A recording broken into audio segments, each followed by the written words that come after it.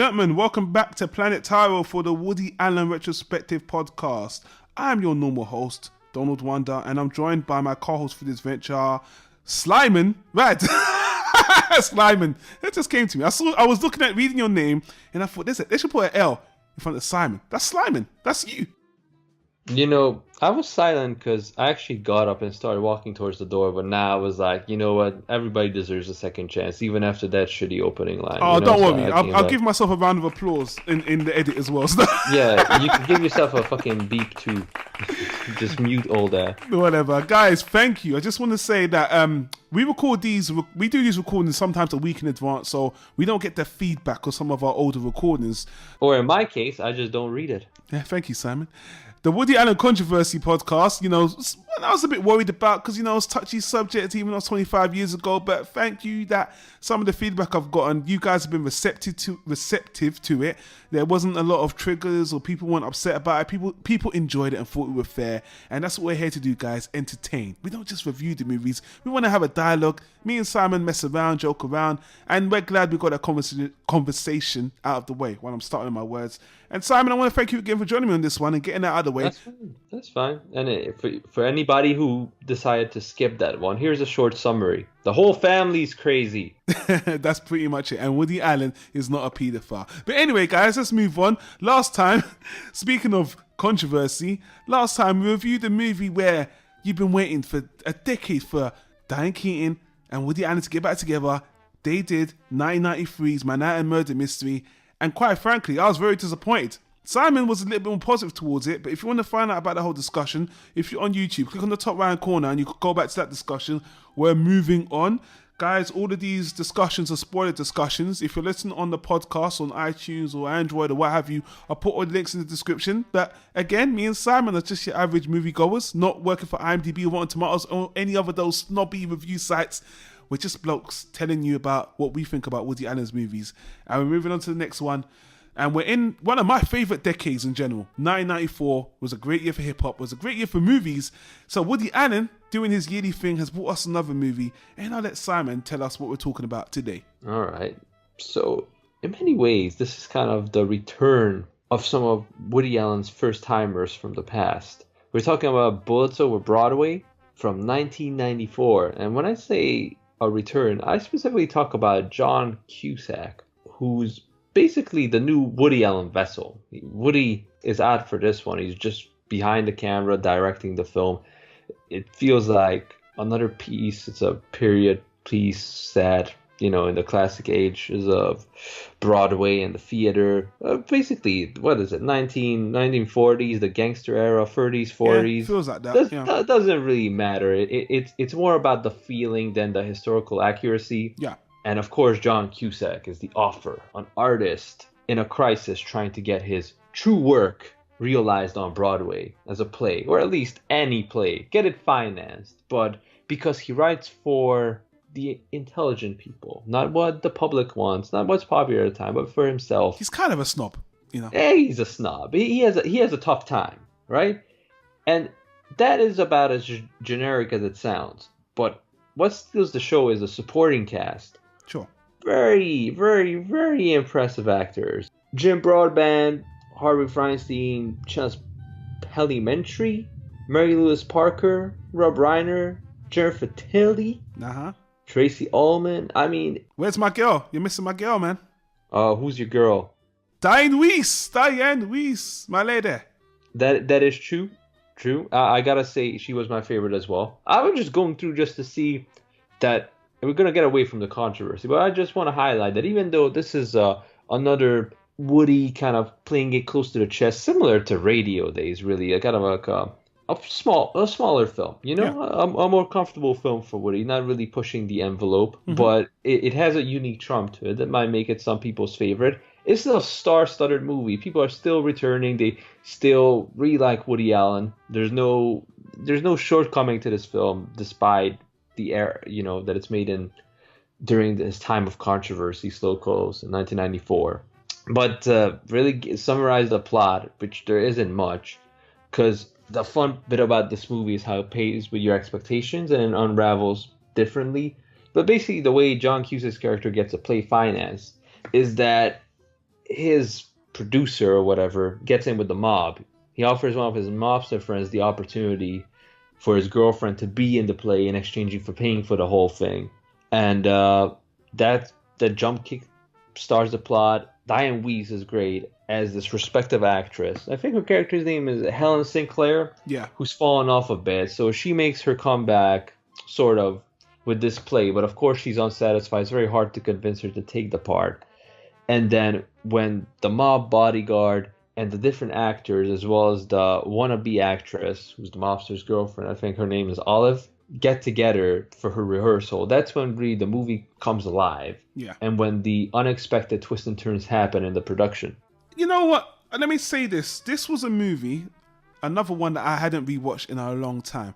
And I really remember the title sticking out to me, Bullets Over Broadway. For some reason, the title of the movie also stood out to me, but the movie was not memorable. And watching this movie again, I have to say, man, for the first half an hour, I really just felt like this movie was just not coming together. And I was like, yeah, this is why I don't remember it too well, because like you said, the cinematography is great. You know, Woody has an eye for doing period pieces, radio days, Broadway, Danny Rolls. It looks good. I just didn't really think that it was coming together. But to my surprise, as I was watching it, as it got closer to the end, it actually started to get better, and it really started to come alive for me. And you know, everything got better as the film came together. I think till they started actually producing this play in the movie, the build up to that, I didn't really care for it. But once they were all making the play, that was when a lot of the energy came in, a lot of the comedy, and it really won me over. And it really has a very good overall message, and there's a lot of thinking. I mean, the main theme of this whole movie ultimately comes down to is how far would you go for your dream, and who really cares about the art? Does he really want to make his movie? And who's got, and the talent and the talentless. That's a really big part. The talent and the talentless, and who really has it. If you have it, you have it. If you don't, you don't. And those themes come in all at the end. You know, I was surprised, because I really was not liking this movie for the first half an hour. By the end, I really enjoyed this movie. I was like, wow, Woody, you know, you were kind of dusty, you know, especially after Manhattan Murder Mystery. I was not feeling it. But by the end, I liked a lot of what this movie had to say.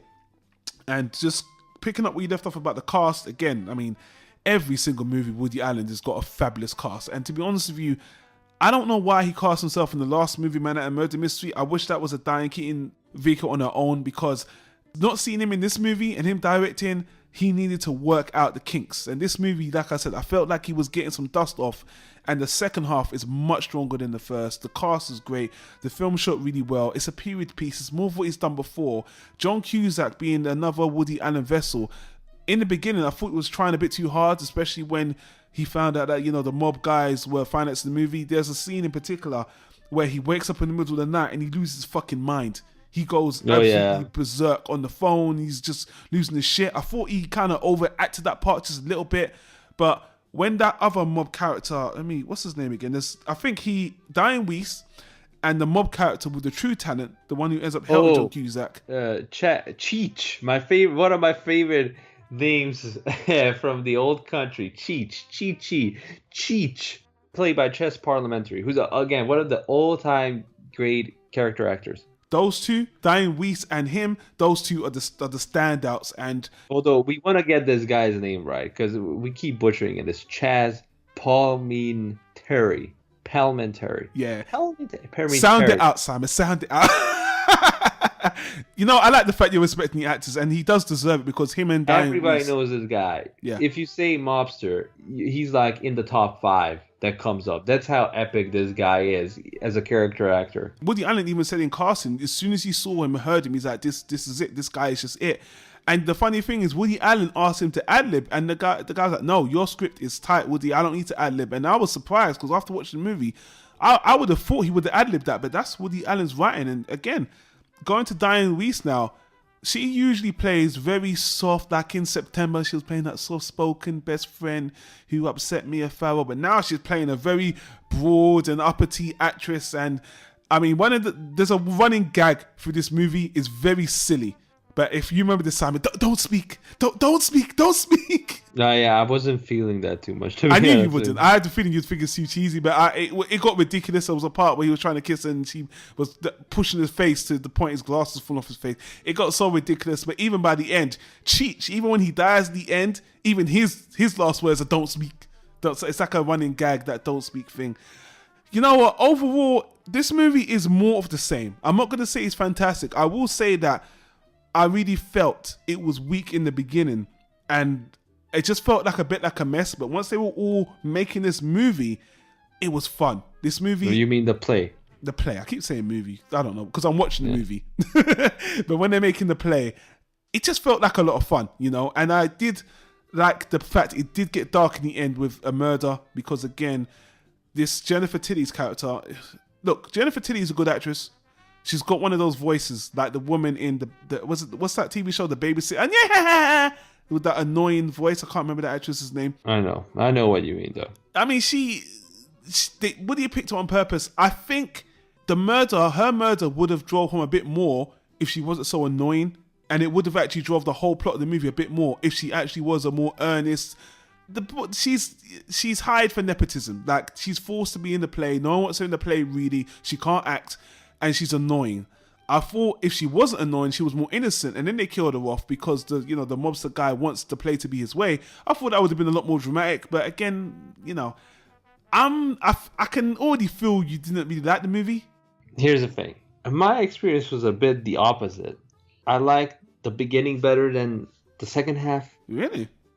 Just because here's the thing. The beginning was colorful. Like, we were introduced to the period, this world with Woody's always has great attention to detail. So we have mobster families, we have a whole Broadway society with come and go stars of yesterday, who's hot. You really get introduced to a lot of detail about this world and how John Cusack is this noob talent trying to fit in. And I forgot the guy's name, but he's in Wolf of Wall Street, and he's like a lot younger in this, but he's his friend, and he's a guy who's like, art beats everything. If you had to go into a burning building and you could only say one thing, and it was the last copy of all of Shakespeare's plays, or any other stranger. Human being, you would take the plays. You would take the. What would you do, Simon? I'm curious. What would you do? I wouldn't go into the damn burning building. I mean, what the fuck am I? Nah, King Arthur. I would keep walking. You'll let them both burn, the stranger and the place. It's 2017. Everybody would just stand there with their phones tweeting it. Come on, run in. This ain't Spider-Man 2. It's like that decade is over. We're fat and lazy. I mean, I'm not, but probably I would be the one dumbass pushed in. But never mind. What was I saying? You messed me up. Yeah, he was the Mad Max from Wolf of Wall Street. I love that guy. So a lot of introductions. I had another damn everybody rips off Woody Allen moment in this because I thought when they're setting up the play and all these wacky actors have to come together to make this troubled production work. Yeah, I was like, this is like Birdman. Even Birdman kind of ripped this off. The way they introduce certain characters with the camera work. I'm like, I can see a lot of similarities. But then the movie just goes flat. And the whole point is that you see a solution immediately, how they could just switch two actresses and change here and there, this and that. And then the play could just probably work and everybody would be happy. But this is sort of a little bit of a pessimist face for Woody, where he's like, guess what? I'm gonna play with your expectations. The guy who thought was the up and coming talent turns into a douchebag. He has no talent. The real talent is Cheech, but he gets killed. But not before killing, like you said, the innocent girl who was just thrown in the middle of this. Diane Weiss is great. I mean, she's very entertaining, but she doesn't really do much. They have this relationship with John Cusack that really doesn't go anywhere. And I thought she was using him. When I was watching him, I thought she wasn't even going to have sex with him. I thought she was just kind of using him to write her part bigger. Because in the movie, she's kind of coercing him to make her part bigger. And then, because when Cheech's influence comes to the John Cusack character, and then he starts writing this magnificent rewrite of the play, then she falls in love with him. So I felt like Woody had two ideas. First of all, he was going to make her completely manipulate John Cusack. But then she was going to make him fall in love with the artist because he's so good at writing. And I thought, you could have done one or the other. You didn't need to do both. It's almost like this is a cameo show of Woody Allen's previous movies. I mean, you have Radio Days, then you have The Front, then you have Broadway Danny Rose with the mobsters and shit. Yeah, then you have Crimes and Misdemeanors With the murder. at the end with Cheech. You know, I'm like, what's next? Are we gonna get the dead rabbit? Is that the finish? You know, we always say that, and I know it upsets people when we say he takes from himself, but at the end of the day, everyone does that. But the thing is, because Woody Allen makes a movie every year, it can seem a little bit more obvious, you know? Yeah, I'm not saying, you know, in a negative way. I'm just saying, you know, he really missed a lot of, I really just thought of it right now. He really missed a lot of stuff he experimented before together just to, you know, I guess, surprise the audience. He actually co-wrote this movie, by the way. This is one, he directed it, but he co-wrote the movie with someone else, and I believe this idea wasn't his first pick, but the co-writer, which again, I'm sorry, I didn't write it down, the co-writer actually persuaded him to go with this idea, because I don't think he wanted to go with this idea entirely. Douglas McGrath.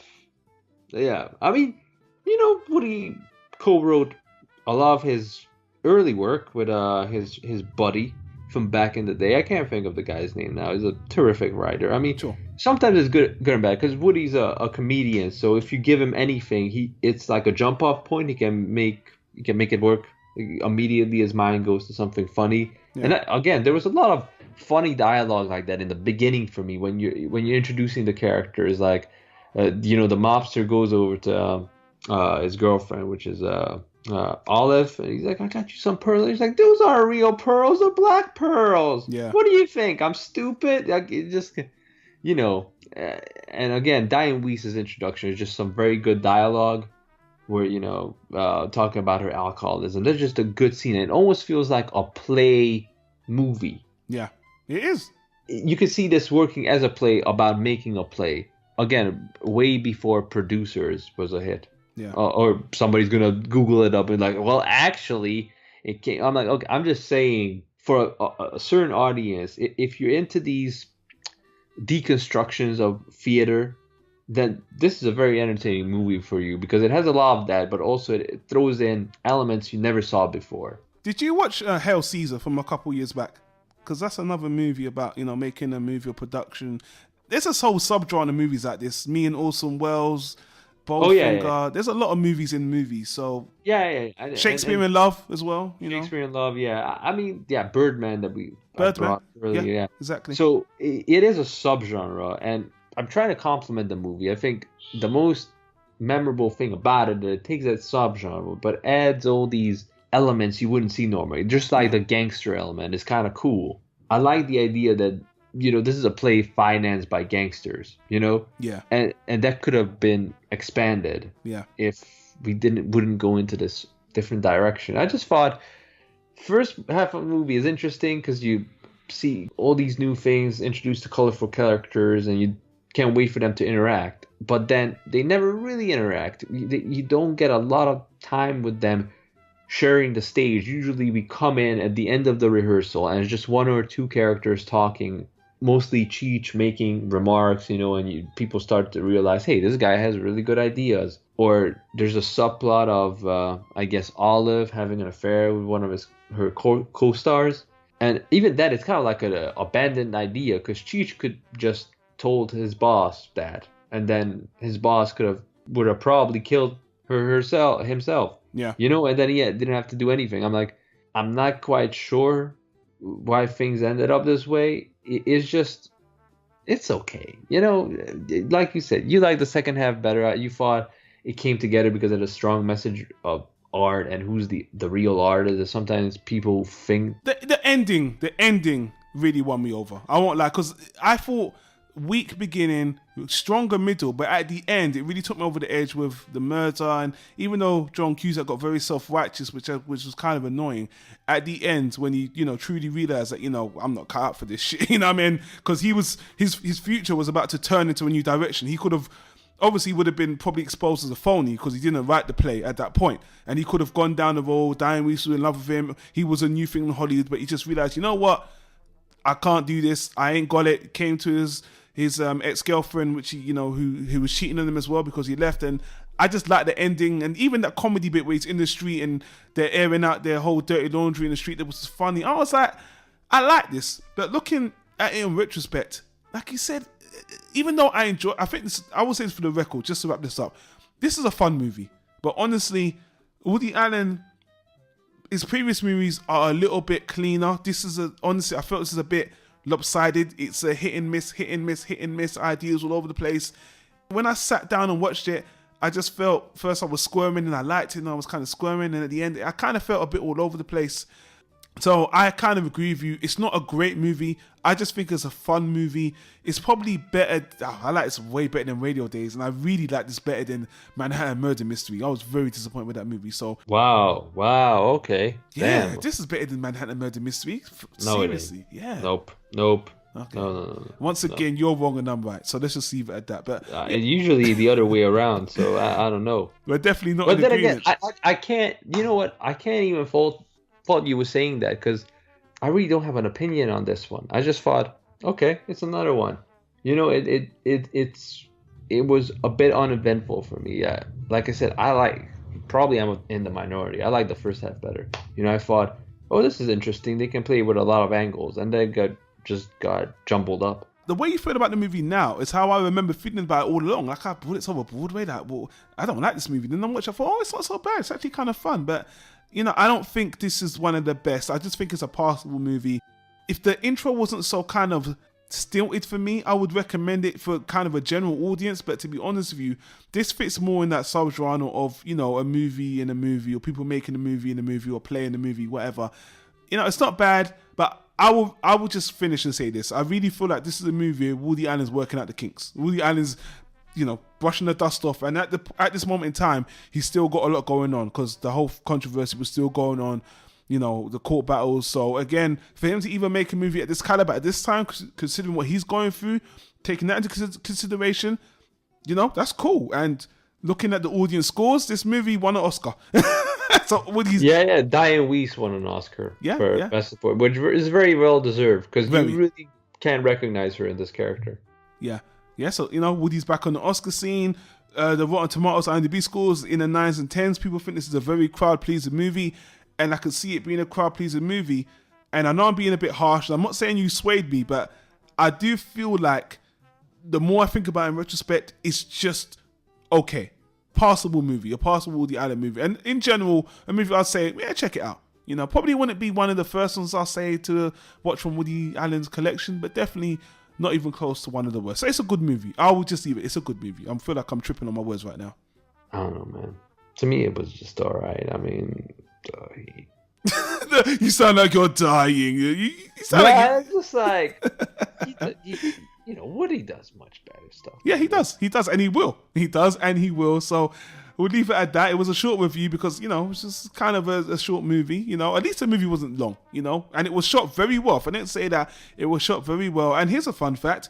The movie had an alternative ending, which when I heard it, I wasn't surprised, actually. In an alternative ending, Cheech actually lives, and he does take up the mantle of the writer, and he does go up to Hollywood. And then there's an irony in the fact that he realizes that, you know, Hollywood is more cutthroat than being a gangster. But Woody passed on that and decided to go with this ending. I don't think it would have. I don't know. I couldn't see the ending. I could have seen him not die and gone into Hollywood and then been success, and then John Cusack's character still go off with his wife. It could have went that way. I don't think it would have made much of a difference. Him dying was kind of passe. So either way, I don't think it would have made much of a difference. Yeah, that's kind of the fault of the movie, at least for me, that in the end, you really need to care what happens, and I kind of didn't. I'll give you that. Okay, Cheech is dead. Okay. That's a good point to point. I didn't care that he died, actually. And you could say it was one of those things, you live by the sword, die by the sword, but I should have cared more, because he had some great lines, everything he said, the way this is real, and this, I was like, yeah, he's talking sense, he's a natural talent. But you're right, I didn't care when he died. I thought John Cusack's character was just a little bit of a whiny, stuck-up bitch, and at the end, it would have been funnier if his girlfriend left him. Yeah, that's a typical Woody Allen ending, Misery. So what happened to that, you know? I was surprised it was ultra sweet. That I will say. I was like, oh, Woody, you know, he cheated on his wife. He lied to her, said he didn't, and then he Then she found out, and then, you know, he should have walked home alone and wrote a movie about it. That's what he should have done.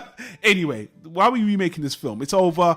We kind of think it's middling, but, you know, guys, if you want to know all the behind the scenes of the movie, want more information, check out the Woody Allen pages, watch this guide, and he'll give you all the details on the movie, all the stuff we didn't mention. You already know, people already like the film. Guys, if you disagree and think we're being too harsh, you loved it or hated it, let us know in the comments down below, whether you listen on the podcast, YouTube, what have you. Simon, no need to bicker about this one anymore. I'll just say thank you for joining me on this recording. That's okay, man. Let's get on to the next one, because you sound like you're dying, son. Yeah, man. I am on. I can't wait. Speaking of play movies, Don't Drink the Water. Oh. A very, very, very, very successful play Woody Allen wrote is being adapted into a movie in the same year, 1994. Isn't that what's coming up next? That is correct, and you know it's a very lesser known movie, but I was so happy to get a movie with Michael J. Fox and Woody Allen. He gets actors you just wouldn't think. You're like, wow, Michael J. Fox and Woody Allen. Yeah, man, and both of us really liked Played Against Sam.